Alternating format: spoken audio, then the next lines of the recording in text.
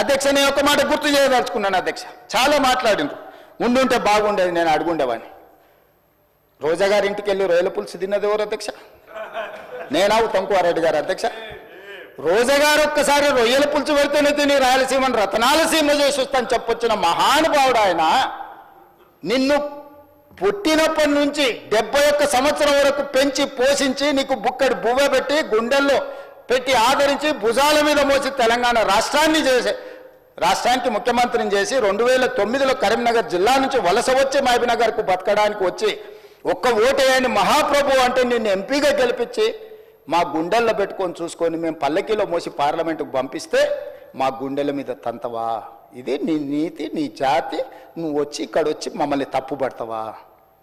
రొయ్యల పులుసు తిన్నందుకే అంత విశ్వాసం చూపిస్తావు. ఒక్కసారి రోజమ్మ పెట్టిన రొయ్యల పులుసుకి నిన్ను మోసినందుకు 2009లో నిన్ను పల్లకీలో మోసి పార్లమెంట్లో పంపించినందుకు మా పాలమూరు జిల్లాకి ఏం చేసినావు? పార్లమెంట్లో నోరు లేకపోయినా, పార్లమూరులో ఊరు లేకపోయినా నిన్ను పార్లమెంటు సభ్యుడిగా మేము ఎన్నుకొని నీకు రాజకీయ భిక్ష పెడితే మా పాలమూరు ఎండబెడతావు, మా కల్వకుర్తి ఎడారిగా మారుతుంది, మా భీమా నెట్టంపాడు కోయిల్ సాగర్, మా నారాయణపేట కోడంగల్ లిఫ్ట్ ఇరిగేషన్ని ఎక్కడికక్కడ పడవ పెడతావా?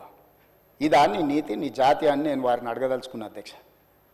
అందుకే అధ్యక్ష, ఇవాళ జూరాల నుంచి నీళ్లు తీసుకొని ఉంటే శ్రీశైలం వెనుక జలాలను మనం తీసుకోవాలన్న కుట్ర కేవలం కాంట్రాక్టర్ల కమిషన్ల కక్కుర్తిపడి అమ్ముడు పోకపోయిన ఉంటే ఇవాళ బాజాప్తా రోజుకు 5-6 టీఎంసీలు ఇక్కడ నుంచి మనం తరలించుకుంటే రాయలసీమ కాదు ఆంధ్రప్రదేశ్లో ఎవరున్నా గిలగిలలాడి మన ముందల మొకరిల్లేవాళ్ళు.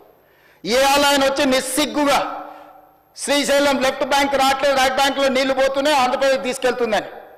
సిఆర్పిఎఫ్ బలగాలు ఏ రోజు వచ్చినాయి అధ్యక్ష? మీరు ఉన్నప్పుడు రాలేదా?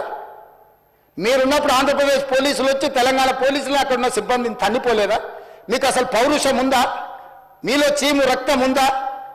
ఆంధ్రప్రదేశ్ నుంచి పోలీస్ సిబ్బంది వచ్చి తెలంగాణ సిబ్బందిని తన్నిపోతే కూడా సిగ్గు లేకుండా ఫామ్ హౌస్లో పండుకున్న మీరు ముఖ్యమంత్రి, మీరు ప్రభుత్వం ఉన్నప్పుడు సిఆర్పిఎఫ్ బలగాలు తిష్ట వేస్తే నాగార్జున సాగర్ ప్రాజెక్టు మీద మన్ను తిన్న పాముల్లాక ఉన్న మీరు ఈరోజు మమ్మల్ని తప్పుపట్టి మీరు చేసిన పాపాలు అన్నిటిని మా నెత్తి మీద నెట్టేసి నోరు ఉంది కదా అని వాగి మమ్మల్ని తప్పుపట్టాలనుకుంటున్నారా? ఇదేనా మీ 10 ఏళ్ల అనుభవం? ఈ అనుభవంతోనేనా మీరు మమ్మల్ని అందరినీ ప్రజల్ని మోసం చేసినట్టు సభను తప్పుదోవ పట్టించాలని ఆలోచన చేసేదని నేను అడుగుతున్నా అధ్యక్ష. అందుకే ఈరోజు ఈ ప్రాజెక్టులన్నీ పూర్తి చేయాలి యుద్ధ ప్రాతిపదికన. మీరు అప్పులు తప్పులు చేసి ఇక్కడ కొంప ముంచిపోతే కూడా దాన్ని చక్కదిద్దుకుంటూ ఒకటొకటిగా పరిష్కరించుకుంటూ ఆ ప్రాజెక్టులను ఎట్లయినా పూర్తి చేయాలని నిన్న మొన్న సీతారామ సాగర్లో మా తుమ్మల నాగేశ్వరరావు గారు, మా ఉత్తమ్కుమారెడ్డి గారు, ఆ జిల్లా మంత్రులందరూ కష్టపడి అక్కడ ప్రాజెక్టులను ఒక కొలికి తెచ్చే ప్రయత్నం చేస్తారు.